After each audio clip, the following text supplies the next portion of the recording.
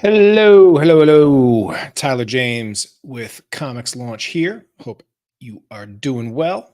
Going to do a little Friday afternoon live stream, talk about some launches, talk about some crowdfunding news, and the big thing that I want to share with you and discuss with you today on this stream while I have you here is I want to talk about Kickstarter performance marketing. This is a new service that is still currently in beta, but I had the opportunity to attend a special workshop session with some of the members of the Kickstarter performance marketing team last week. I took a bunch of notes, I asked a bunch of questions, and I want to share some insights on this new marketing service for crowdfunders that Kickstarter is currently beta testing and will be rolling out to more and more creators over the near future. So this may be an option for creators like us going forward that are always looking for an edge to drive more backers and to maximize our launches. So I'm going to share my thoughts on it. Before I do that, though, I did want to start by just shouting out some projects going down in the ComixLaunch Pro community. ComixLaunch Pro is a community that I run. It is full of comic book creators who are interested in crowdfunding and learning how to build audiences, engage those audiences, and then launch world-class projects to those very same audiences. And so if you're someone that is interested in ComixLaunch Pro, feel free to jump on our wait list, comixlaunch.com/waitlist, and we'll let you know the next time we open up doors for ComixLaunch Pro. But a few projects that are live in our community, and literally every month, there are usually at least a few dozen projects inside the ComixLaunch Pro community that are live. So I want to shout out a few of them. The first one I want to shout out is called Rid of You. It's a graphic novel by Amrit Birdie. Let's watch just a little bit of Amrit's video here. Can you ever truly be rid of the past?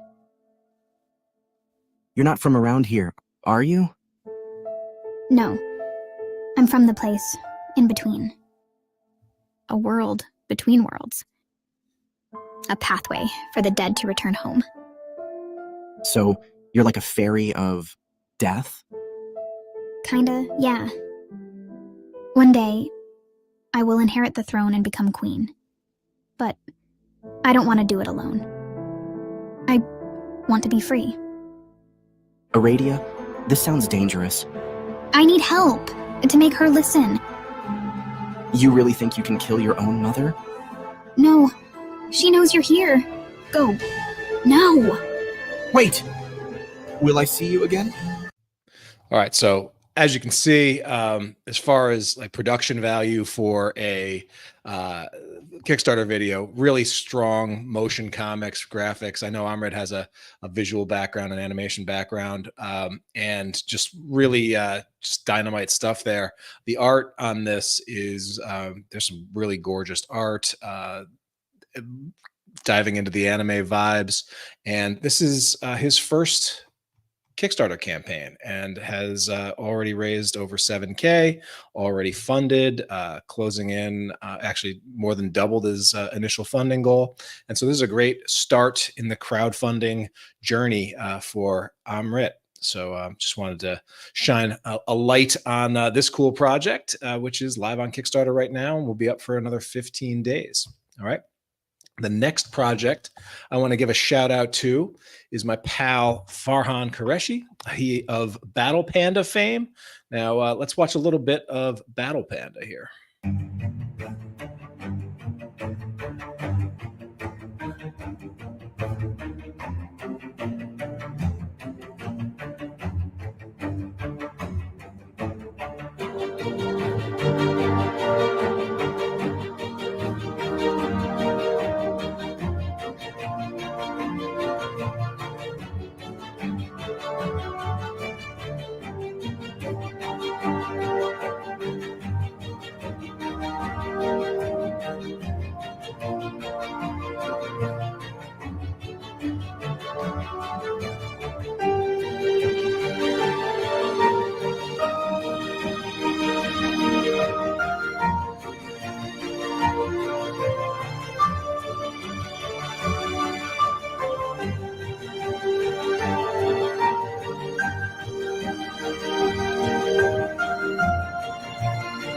All right, so I love those little call outs to if you love this, you're gonna love that. I think it's a good, effective way to get people into what it is that you're doing.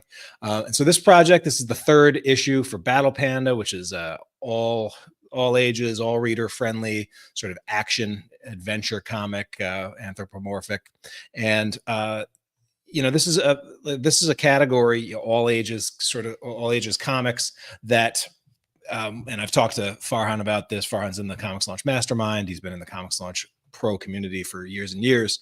And it's one of those things where I love how he's really committed to thinking big picture and trying to grow this launch after launch, but also recognizing that it might not be until he gets to the trade collection, which is more something that's more similar to what the kids or the all ages or the YA crowd are reading when they're interacting with graphic novels and comics. A lot of times it really is the trade collections, the graphic novels. And so I'll be excited to see this project continue to get funded. He just, I think, just passed over his funding goal, which is great, on to stretch goals. And then I'm really excited to see what happens here when he's able to get this into trade. But Kickstarter is one of the best ways to serialize things right now. So shout out to Farhan. And then I want to give my third shout out is to MK Palmer with this, her latest from Meraki. Let's check out, no video for this. So this is just a sort of a quick and easy project.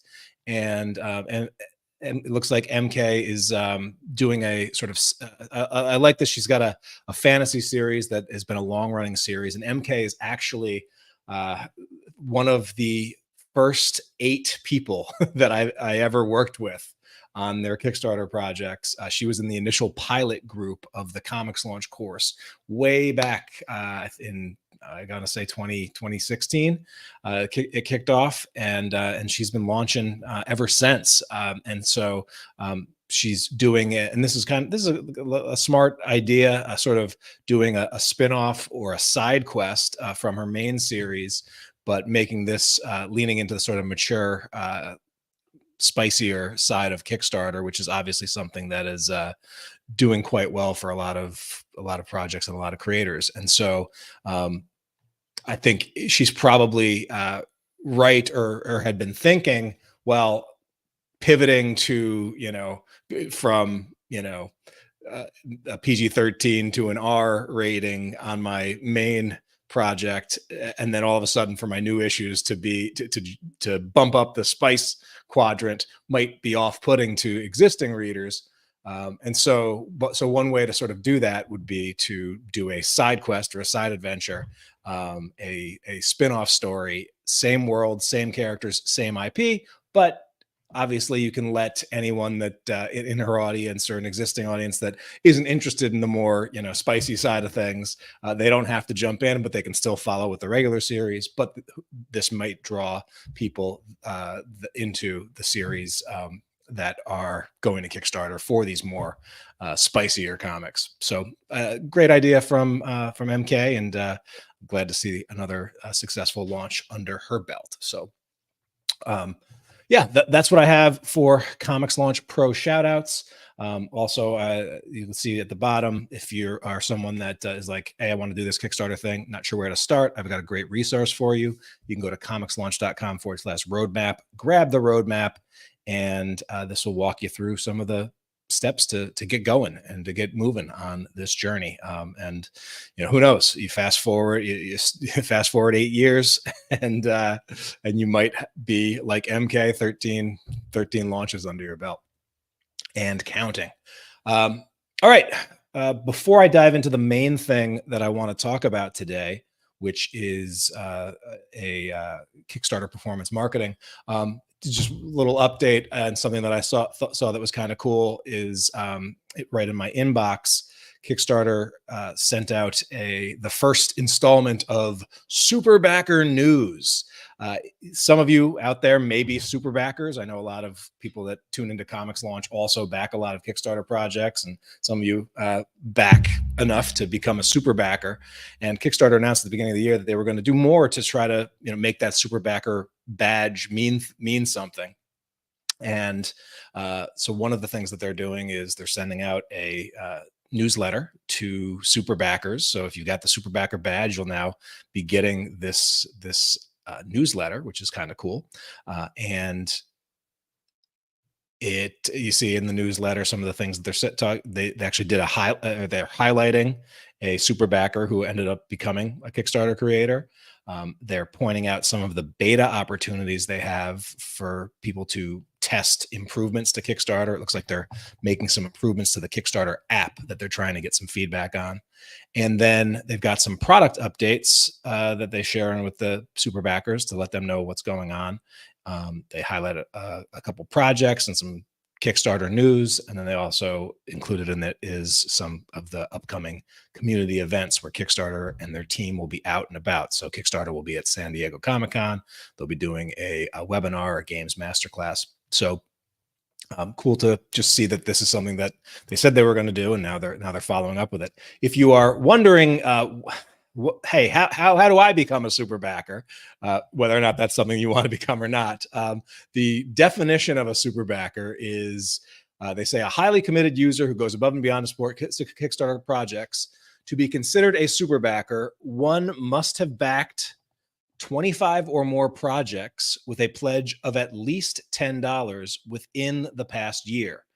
These users are the backbone of the community, with many offering advice to creators, guiding other backers, and helping to introduce projects to new audience. So some of you might be like, wait a minute, I back a ton of Kickstarter projects, but I guess if you only come in at the $5 digital PDF level, you might not be a super backer.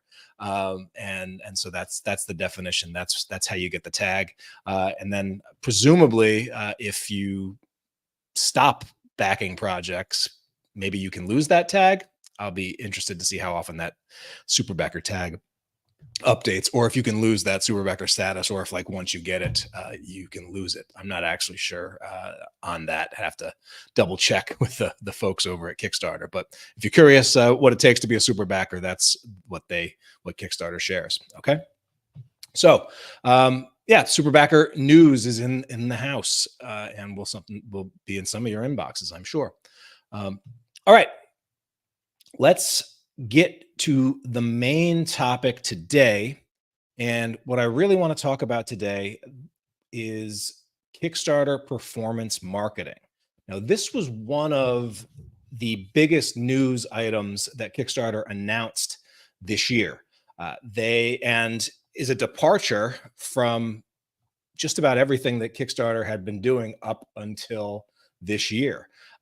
Prior to 2024, Kickstarter had one primary revenue source, and that was when campaigns ended, Kickstarter charged credit cards on file, took 5% of every dollar that came through, and that's how Kickstarter has put food on the table for their people, have kept the lights on. That's Kickstarter's business model. For the first time this year, they added another potential revenue stream, which is late pledges. So Kickstarter will allow creators to keep taking funds and keep backers pledging, and allow backers to keep pledging to projects after the campaign is over. It's entirely under the creator's control.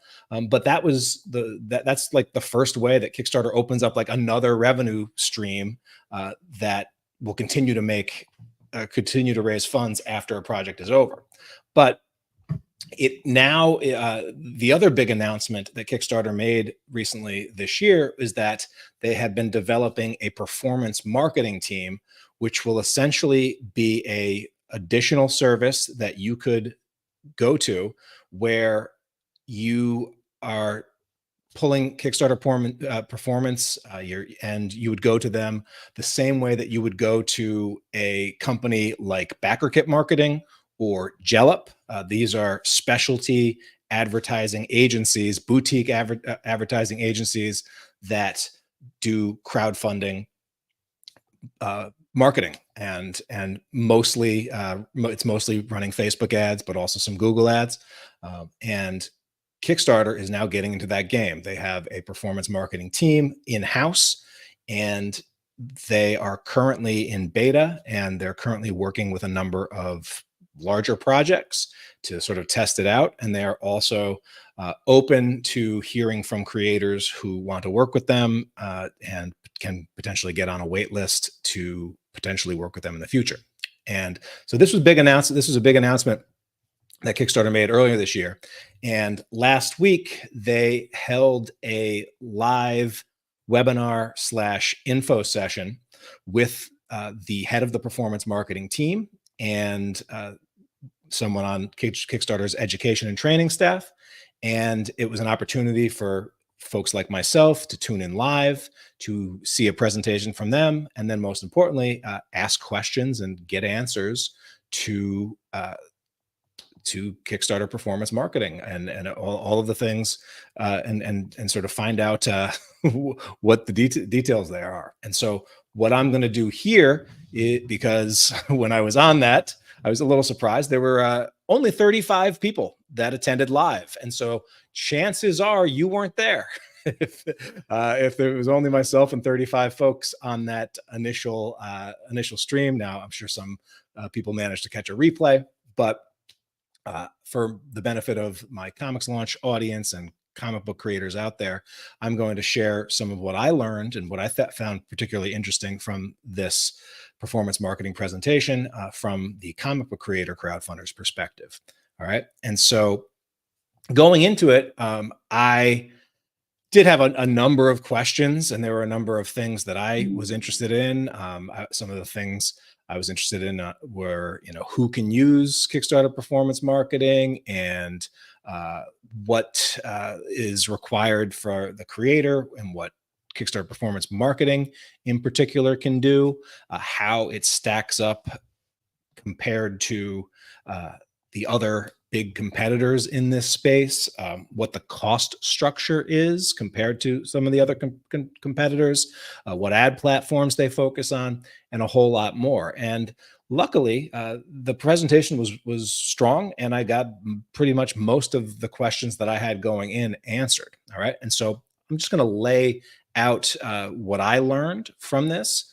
And if you have questions or there's additional things that you'd like to know about Kickstarter performance marketing, please definitely leave them in the comments. And if I don't know, I will track down those things, because I do have a plan, and there was some interest on Kickstarter's part to have someone from the performance marketing team come on the podcast to answer some of those questions, answer more of those questions, and talk more about promoting Kickstarter and crowdfunding campaigns through digital marketing going forward.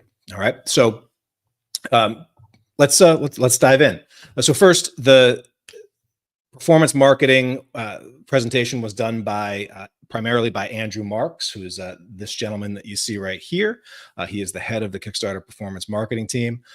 There was also Kay Symington of Kickstarter was there as well, and the main gist that they wanted to get across is that this Kickstarter performance team is a new dedicated unit inside of Kickstarter that provides creative services, pre-launch marketing, ad measurement and execution, and will run ads during your Kickstarter campaign. And so it was interesting that one of the things that they do, which is different than some of the others, is that they will run ads even before your campaign goes live. Now, one of the first things that Andrew stressed was that creators should come to performance marketing understanding that they are not a silver bullet. They are not a make or break. They are not, and no digital agency can make up for a campaign that has deficiencies in it. And we know this, right? And if you listen to the ComixLaunch podcast, you sort of understand that getting people to Kickstarter is only one part of it. Your campaign, your rewards, your pricing, your appeals, your story, they all also need to be on point. Otherwise, you're probably not going to get a great return on working with an ads. And so while they did not have absolutely, you must have this or this or this in place, or our criteria is very strict and you have to meet all of these benchmarks. They didn't go to that detail in terms of who would be a good candidate to work with performance marketing, but they did share 4 signals that they said would make a creator or a project a good candidate for working with Kickstarter performance marketing. All right. And so signal number 1 was that the project creator should have spent time building the audience before they launched the Kickstarter. All right. And we know this, right? If you've been listening to ComixLaunch for any amount of time, you know that we are always focused on building that audience. And we understand that our job when we launch a Kickstarter is to go to Kickstarter with a guest list of people that we're trying to send to the project. So we know that. All right. So that was number 1. The creator should have spent time building an audience before they come to performance marketing. The second is that they should validate that their project has tracking and has interest with their target audience. So this is another thing that we talk about. You don't want to surprise your audience with your launch. You want to build anticipation and excitement and have indicators that your audience is excited to show up there on day one. The third key is that you should know your costs, your manufacturing costs, before you launch your Kickstarter and before you reach out to someone like performance marketing, so that you know how much you can spend to acquire customers and that you know that the math will work out. And then the fourth thing that they say is that you are likely to achieve a high average pledge value. And so the definition of what exactly is a high average pledge level is going to vary between markets. But this is something that I've also sort of shared with folks that are keen on using things like Facebook ads and driving traffic to their campaigns. And the challenge to get a strong return can be difficult for lower dollar amount comic book campaigns where the average pledge is like $20 or under. It's pretty tough to make Facebook ads work if your pledge level is that low. Campaigns that have average pledge levels of something like $100 or $300, much easier for them to make get a great return on ad spend. I'm sure many of you noticed last month that comics got a new all-time high in terms of dollar amount raised by the G.I. Joe compendium campaign. And I believe the average pledge level on that was in the several hundreds of dollars. And you probably saw ads all month long running for that project. It was Backer Kit Marketing that was running those ads, I believe. And but with a average pledge that high, and then also obviously a impulse buy kind of launch to a IP with great name recognition and great awareness, that is a project that I'm sure the ad performance was quite strong. And so something you're going to want to consider is you might not want to be reaching out to performance marketing on your very first launch. That's probably not, most people who are going to their very first launch probably can't check all of those boxes. Some might, but I think most it'll probably be when you're going to launch that first hardcover, or you've got a series that's well underway so that your average pledge level for catch-up tiers could be significant. That's when you might be able to check more of those signals that performance marketing suggests you bring to the table. All right. So they also brought up some red flags, or things that if a customer came to them and told them, they said this wouldn't be, you probably wouldn't be a good fit for us. And red flag number 1 was that you were primarily or only focused on ads for your audience building efforts and for your traffic, but you didn't really have time for any other marketing activities. And what are those other marketing activities? Those are things that like email lists and audience building and social media, or getting out there doing press.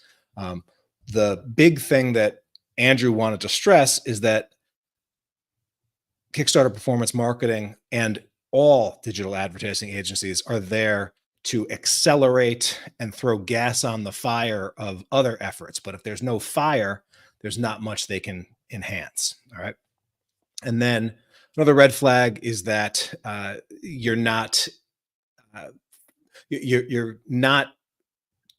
paying attention to what resonates with your audience, and the attitude, and this is probably less with comics, but the attitude is, I'll just throw it out there and see, and use Kickstarter to see what the audience likes, or to see what they're interested in. It works much better if you already have, good hooks, good log lines, great imagery that you already know resonates with people, and performance marketing's job is there to find more people that would be likely to resonate with, that are like the people that are already vibing with what you're doing. And then so that those are some of the red flags over there with just, and this is advertising in general, but also working with performance marketing. Now, they also went into some details, and they gave some benchmarks, which I thought was pretty just interesting. And a lot of this is in alignment what I've heard from other companies like BackerKit Marketing or GelUp, and we've talked to some people from those companies on the ComixLaunch podcast before. But one of the things they talked about is in terms of setting a budget, and they said that you might expect anywhere from 5 to 20% of your total funding to come from your ads. And he also said that most creators can expect to get a 2 to 4 times return on ad spend. That is what is more or less expected, more or less achievable. So, for example, like just to put some math on this, let's say if you were shooting for a $100,000 target, a $100,000 Kickstarter goal, you might expect that roughly 12% of that 100K goal might be attributed to ads. And to get let's say you got a 2.4% return on ad spend, you might expect to get to spend $5,000 to raise that $12,000. And he also said that some of their campaigns, for larger scale campaigns, they might also spend $3,000 to $5,000 pre-launch to sort of build awareness and interest in the campaign even before you launch. Personally, while I might spend that on list building over the course of the year, things like that, I do not usually do a super heavy spend on pre-launch for most of the campaigns that I do. But I do know that especially if you're starting from scratch, you don't have an audience, and there are some projects like tech projects or other things where putting a big upfront investment in pre-launch ad spend and audience building might actually pay off in the end. They also talked a little bit about how they break up the phases of a campaign. And the phases that they identified were pre-launch phase, launch phase, mid-campaign, and then the final hours. And what performance marketing said is that they recommend creators build an email list and grow a following for 1 to 2 months before the campaign launches. Then in the launch phase, which they consider the first 48 to 72 hours, they will often spend about 40% of their total campaign ad budget just in those first 48 to 72 hours to amplify that launch. During the mid-campaign, where things are slowing down, that's a great opportunity to engage your current backers, and they will reduce ad spend and spend about 30% of the budget. But we'll find that the performance of ad spend will dip in the middle of the campaign. but they will often, in the final 72 hours, to drive urgency of that ending campaign, they might spend another 30% of the ad spend in that final in those final 72 hours. So that sort of 40%, 30%, 30%, a little bit more of the traditional what you can sort of what we traditionally have expected from Kickstarter campaigns. I know a lot of creators have been saying, well, my launches are bigger, but the dead zone hits sooner, and maybe not seeing quite as much of a bump at the end, but obviously driving traffic, a lot of traffic to a Kickstarter page that is ending soon, will have a lot of urgency. And so I understand why they might pursue that budget breakdown. Now, a couple of other bits of advice that the team shared during that session was the biggest was that you shouldn't launch too early. That they think that's kind of the biggest mistake that first-time creators make, is that they launch too early or with too high a goal too early. And so that's one thing. Another thing that they hit, which also I know is very important to folks like Jellup, is it's critical to fund within the first 24 hours if you are driving ads. Paid traffic to an unfunded campaign, they have found, does not perform very well. Kind of understand that. If you are driving a lot of eyeballs to a campaign that may or may not fund, it may be a tougher conversion experience for someone that just found you on Facebook, jumped over, and is like, oh, is this thing real? Is this thing good? Is this thing even going to fund? And so that is something that's probably a little bit different. I know a lot of comic book creators, I still hear the mindset of, well, if I fund too early, won't people hit my page and like they'll back because they know I need the money or I need the funding, and they want to help out. But if they get to the page and they see I'm already funded, they might see that there's less reason for them to back. That is not the mentality of people that would be coming from your ads, right?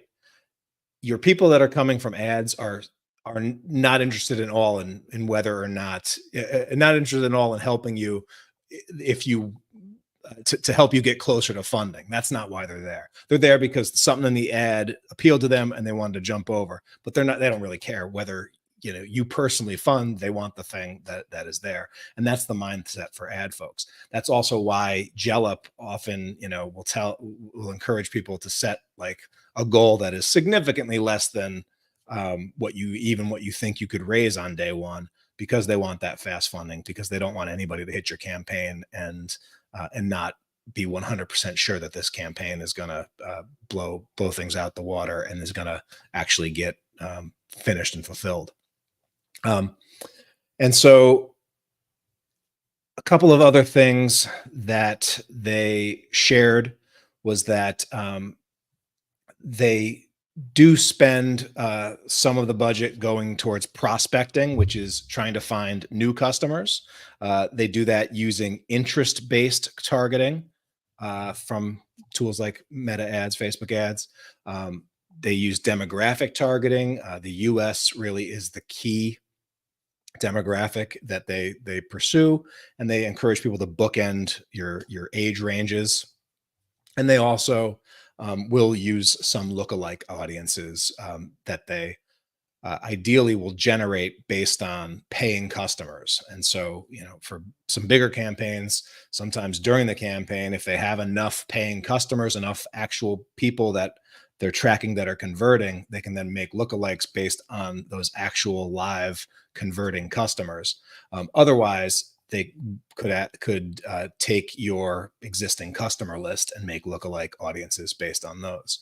And then they also do some remarketing, which is to run ads to warm audiences, people that have seen your ads, that have engaged with your content, and they will run ads to both. A couple of things that they shared in terms of when you're developing ads for Facebook marketing. and for Kickstarter marketing is try to do something that's dynamic, that's going to get people to stop the scroll.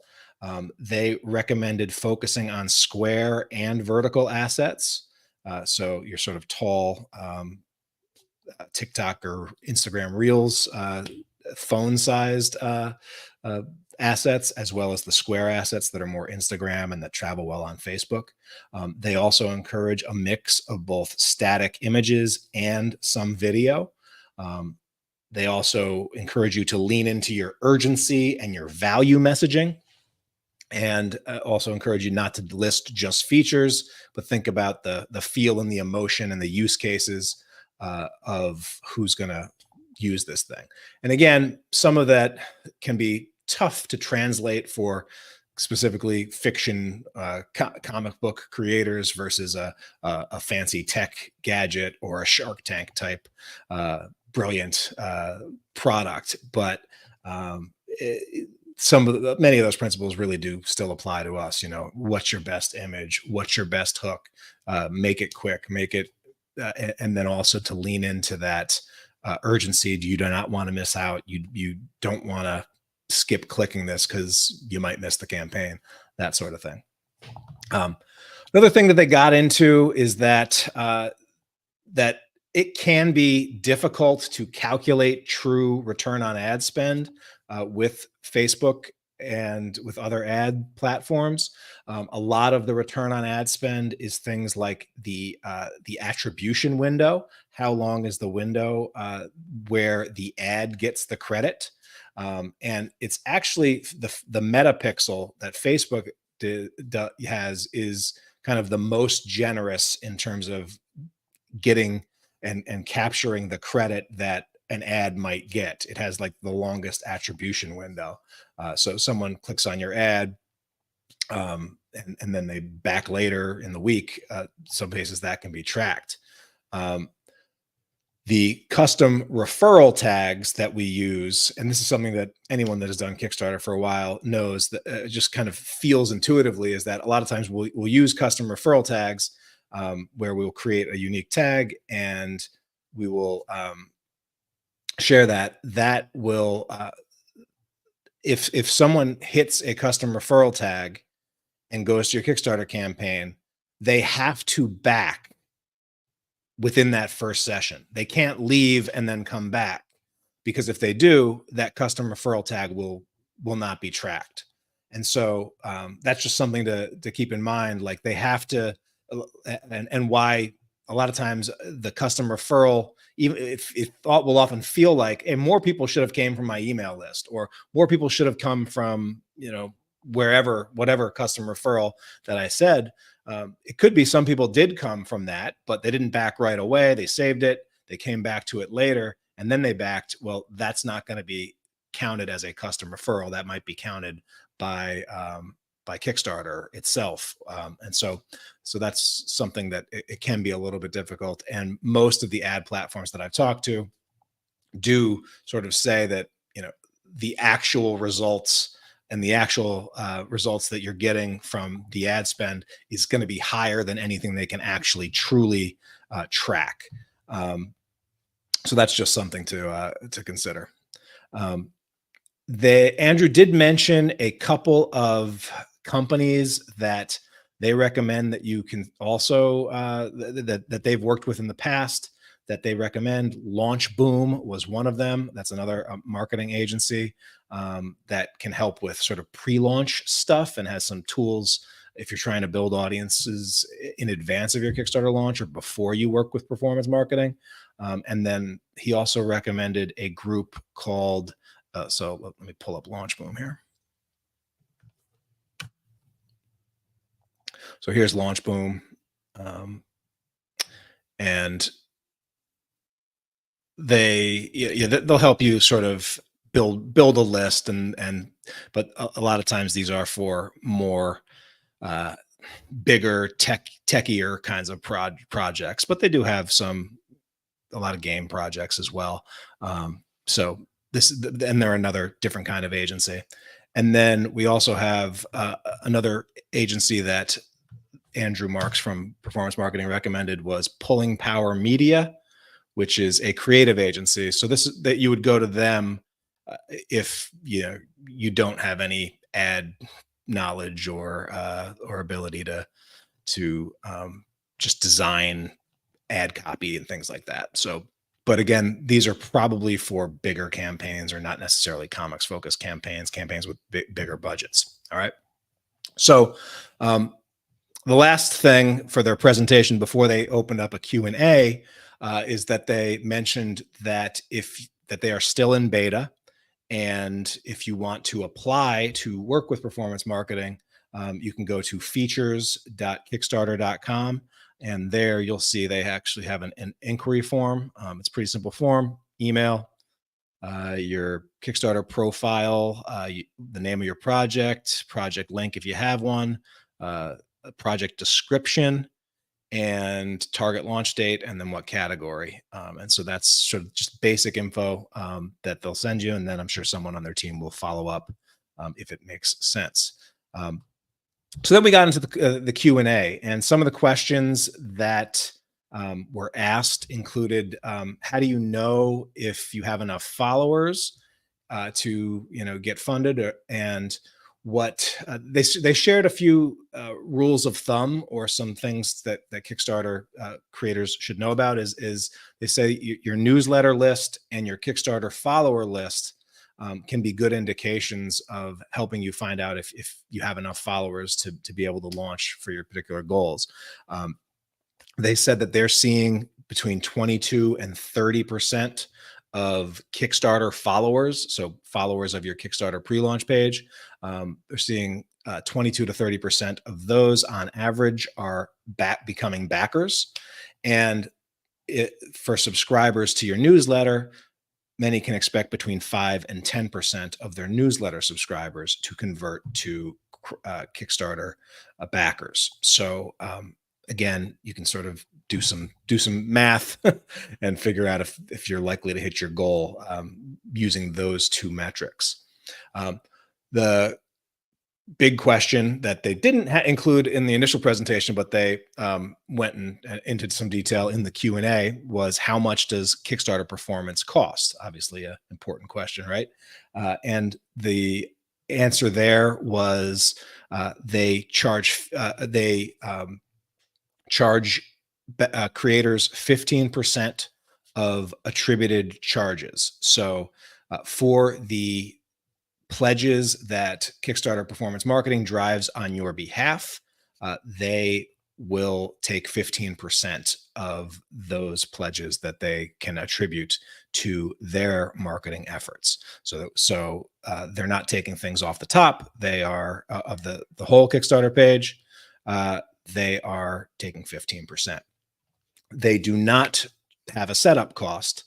And if you do use them to spend during the pre-launch phase, they will charge a percentage of that.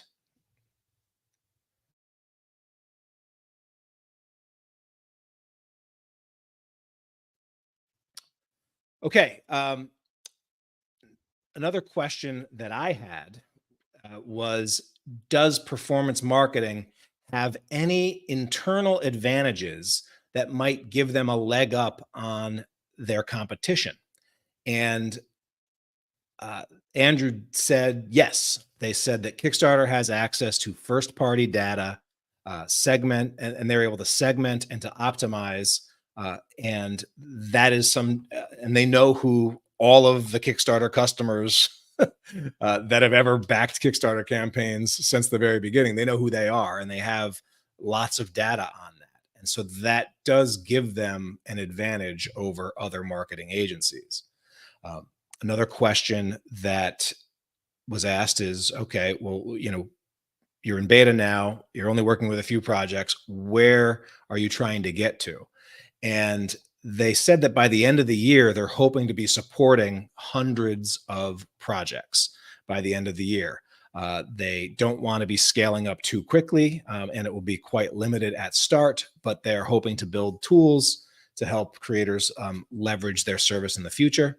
But again, while they are in beta, they will be quite constrained. And so the criteria for working with Kickstarter performance marketing in the near term is that you should have a large existing audience, you should have experience with crowdfunding, and that you should have a dedicated marketing budget. All right. And so they did not go into specifics on those exact metrics, but they're looking for for bigger projects, more established creators, and for projects that are going to spend some money. All right. And so my initial result, just to sum up, I was impressed with the team, and I am definitely someone who, for the next big launch that I do, which will probably be a big Kickstarter campaign for a new Sea is for Cthulhu book, along with plush toys, where my average pledge level will be at least $100 plus,